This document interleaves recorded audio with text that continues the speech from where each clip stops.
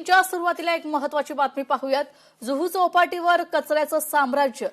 17व्या दिवशी जुहू चौपाटीवर देखील कचरा जैसे ते। लोकशाही मराठीकडून जुहू चौपाटीवर रिअलिटी चेक।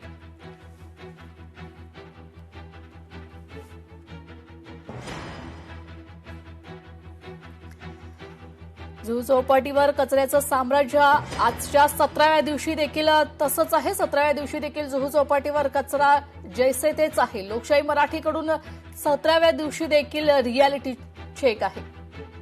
आपण पाहतोय गेले 17 दिवस लोकशाही मराठी या बातमीचा सातत्याने पाठपुरावा करते।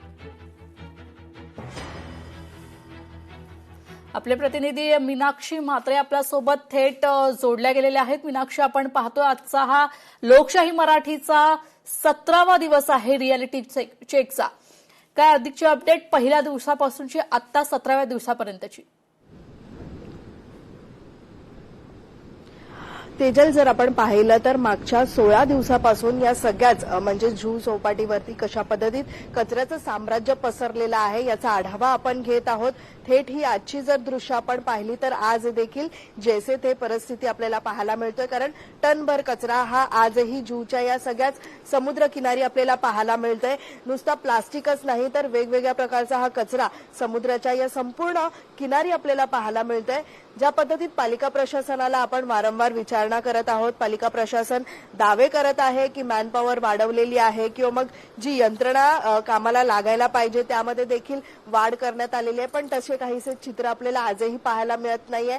खरं तर पालिका प्रशासनाचे हे सगळेच दावे जे आहेत ते आजही फोल ठरतायत। महापालिकेमध्ये ज्यावेळी आपण मागच्या 2 आठवड्यापासून महापौर रितू तावडे यांना देखील या सगळ्या परिस्थितीचा आढावा घेतलेला आहे आणि माहिती देखील दिलेली आहे। त्यामुळे पालिका प्रशासनाला जरी महापौरांनी आदेश दिलेले असतील तरी मात्र त्या आदेशांचं पालन नेमकं कोण करत नाहीये हा देखील प्रश्न इथे उपस्थित होतोय। खरं तर महापौर रितू तावडे या देखील या सगळ्या परिस्थितीचा आढावा घेण्यासाठी, पाहणी करण्यासाठी येणार होत्या, पण आजही त्या फिरकलेल्या नाहीयेत। आजचा 17वा दिवस आहे।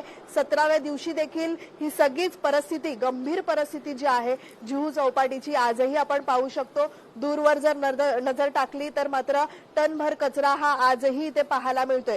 मी ज्या ठिकाणी उभी आहे इथली जर दृश्य आपण पाहिली तर अगदी उभं राहायला देखील जागा नाहीये अशी परिस्थिती जी आहे ती या सगळ्या जुहूच्या चौपाटीवरती पाहायला मिळते। कारण हा कचरा जर आपण तेजल एक अंदाज घेतला तर 2-2 ते 3-3 फूट खाली जे आहे ते एकाच ठिकाणी जे आहे तो फसलेला आहे आणि त्यासाठी हा कचरा काढण्यासाठी मॅनपॉवरची अधिकची गरज आहे। सोबतच जी यंत्रणा लागायला पाहिजे, मग ट्रॅशच्या ज्या मशीन आहेत पालिकेने घेतलेल्या किंवा मग आपण पाहतोय की डंपर असतील, जेसीबी असतील, त्याच्या साह्यानं हा संपूर्ण कचरा काढण्याची खरं तर गरज आहे, पण तसे काहीसे चित्र आजही आपल्याला पाहायला मिळत नाहीये।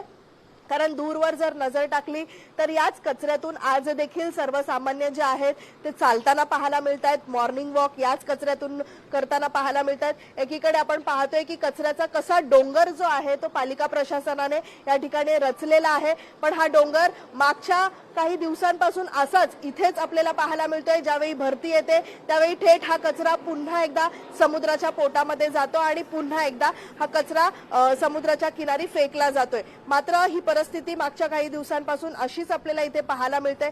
स्थानिक इथे जे येणारे आहेत लोक, यांच्या वारंवार तक्रारी ज्या आहेत त्या देखील आपण ऐकलेल्या आहेत। त्यांच्याकडनं देखील महापालिकेला लवकरात लवकर हा कचरा साफ करावा अशी विनंती केली जात आहे, पण मात्र महापालिकेला अजूनही जाग आलेली नाहीये। त्यामुळे महापालिकेला जोपर्यंत जाग येत नाही, स्वतः महापौर रितू तावडे या परिस्थितीची पाहणी करण्यासाठी येत नाही, तोपर्यंत लोकशाही मराठी म्हणून आपण या सगळ्या गंभीर परिस्थितीचा आढावा घेणारच आहोत। पण मात्र आपण पाहतोय की मागच्या आठवड्यामध्ये विरोधी पक्ष नेत्या किशोरी पेडणेकर असतील, स्थानिक आमदार अमित साटम असतील किंवा मग इथल्या नगरसेविका असतील, यांनी पाहणी केली होती, पण मात्र याचा काही फरक झालेला नाहीये। फरक कोणत्याही पद्धतीत पडलेला नाहीये, कारण जैसे ते परिस्थिती आजही दिसते। त्यामुळे पालिका प्रशासनाला नेमकी कधी जाग येणार हा मोठा प्रश्न या ठिकाणी उपस्थित होत आहे। निश्चितच मीनाक्षी, आपण पाहतोय गेले 17 दिवस हे कचऱ्याचं साम्राज्य तसंच आहे। मॅनपॉवर कमी असल्यामुळे त्यामुळे यंत्रणा देखील तिथे व्यवस्थित पोहोचत नाहीयेत. आपण पाहतोय सकाळची वेळ असते आणि नागरिक मोठ्या संख्येनं तिथे मॉर्निंग वॉकसाठी येत असतात आणि आपण अनेक नागरिकांशी चर्चा देखील केली, प्रतिक्रिया देखील घेतली. आजही नागरिक त्याच संख्येनं तिथे येतात का मॉर्निंग वॉकसाठी? कारण आपण पाहिलं की त्यांच्या देखील तक्रारी आहेत की आजूबाजूला प्रचंड कचरा आहे आणि याच कचऱ्यातून आम्हाला मॉर्निंग वॉक सकाळ अशी करावी, आमची अशी सकाळ उजाडते. त्यामुळे अनेक प्रतिक्रिया आपण ऐकल्या. यंत्रणा अजूनही तिथे व्यवस्थित तैनात नाहीयेत. नागरिकांची अजूनही तीच तक्रार आहे का?